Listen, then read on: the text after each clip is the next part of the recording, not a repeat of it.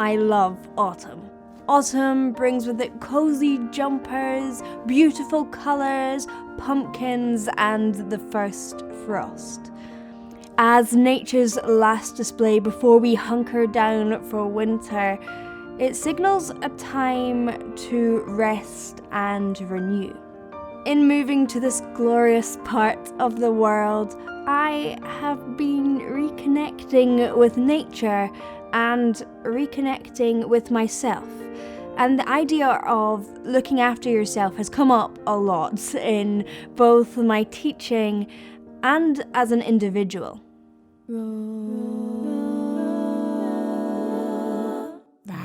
As I said in a previous video, so much is changing for so many of us right now.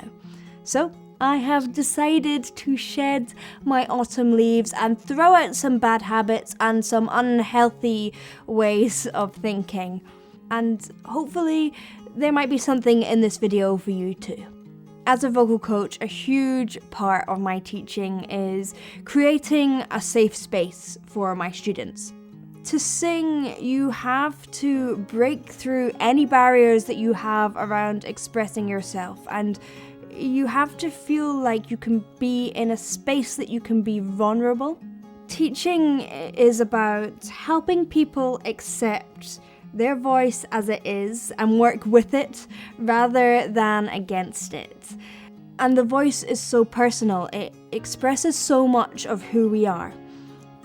So teaching is often about helping people accept parts of themselves that they wouldn't have otherwise.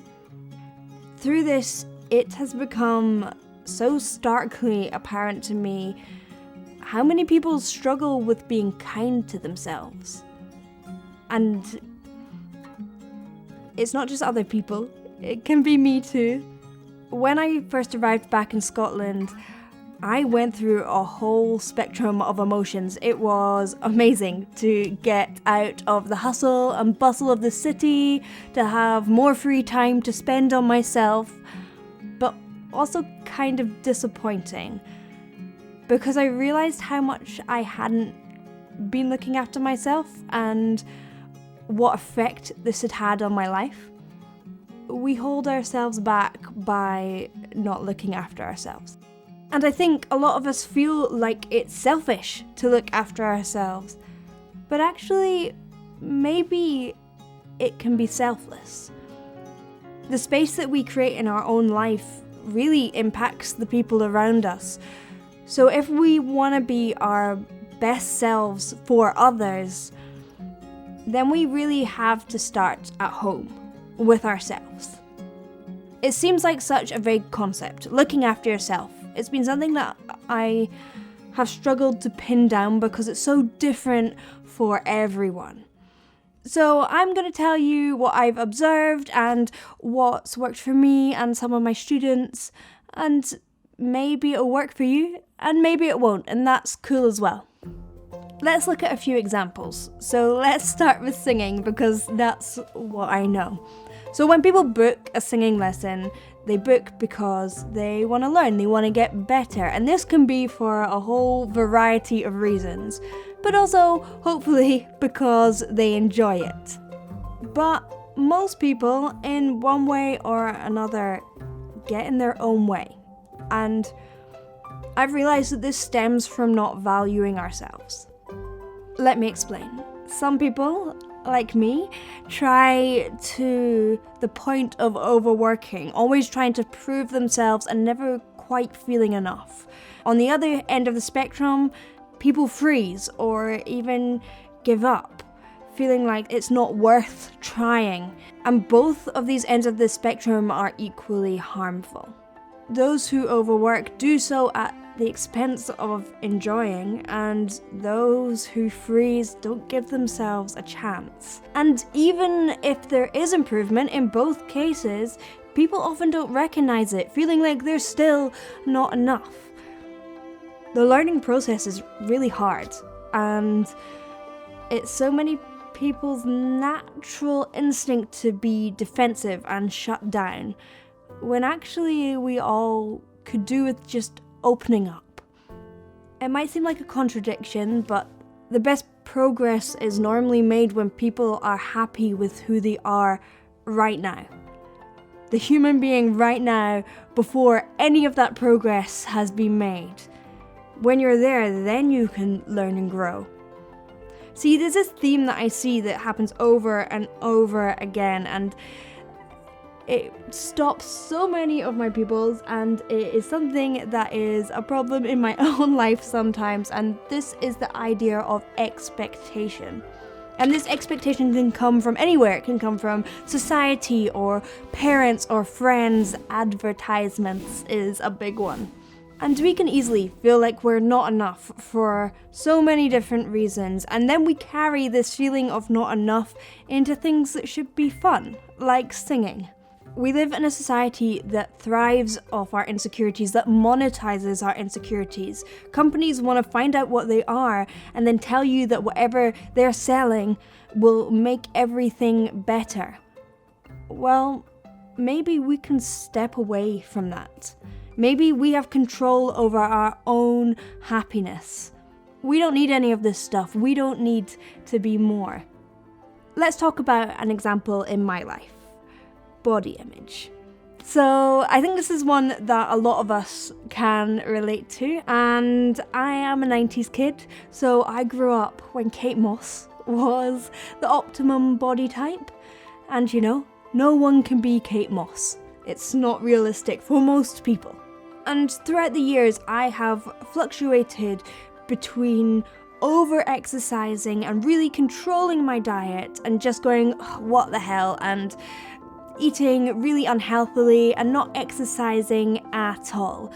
And the silly thing is, it wasn't to do with being healthy ever.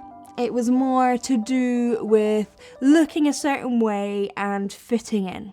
So I have really tried to flip this on its head, be kind to myself and my body, and I'm so much happier for it. I've been going to the chiropractor to sort out my bad back that I have had for so long. I am eating really delicious but nutritious food, and I have been going for walks in nature, and that is so good for the mind and the body.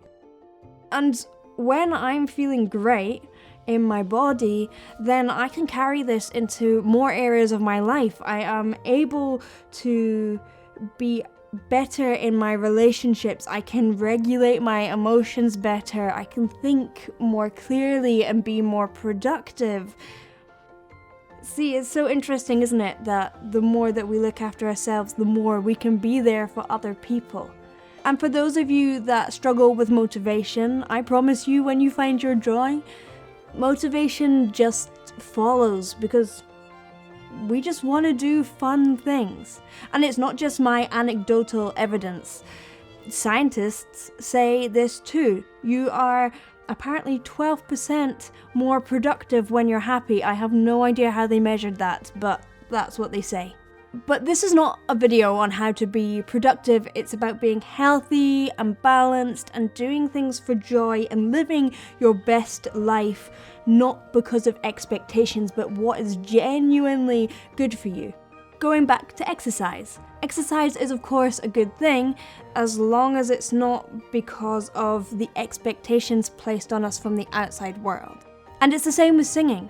Is it good to practice for 6 hours a day and push through until you can sing that song? No, it's probably not even gonna work, because you're really gonna find your voice when you can relax and accept that things sometimes just take a little bit of time. And I'm trying to carry these ideas into other parts of my life as well. In the past, I have done what some of my students have done, and I have utterly thrown myself into something until I'm completely burnt out. And of course, this is not good. I've talked about this in other videos.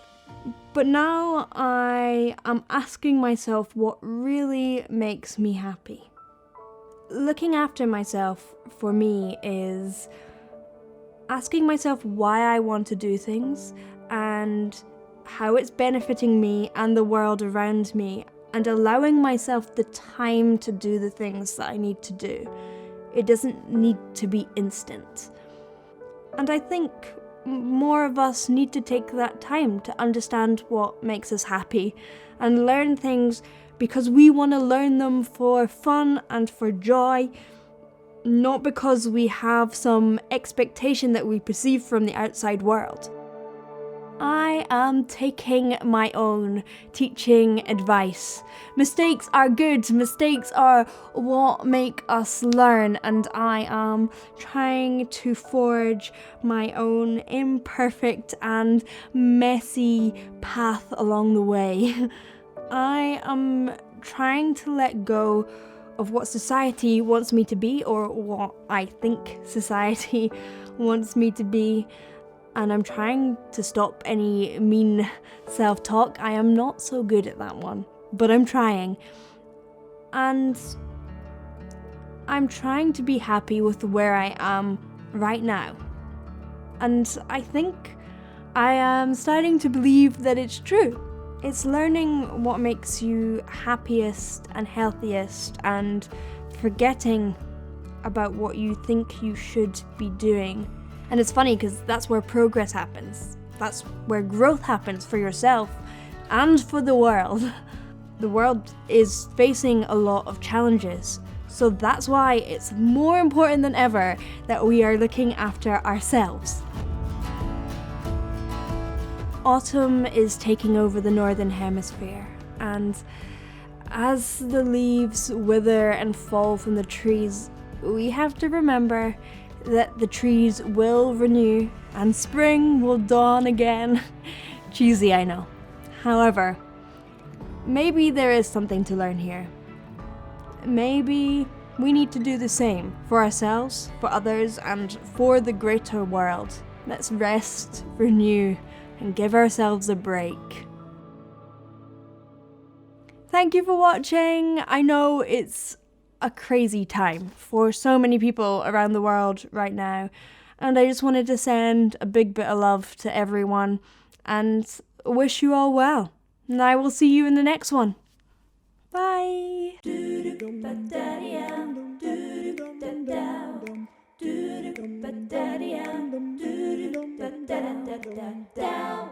Bye.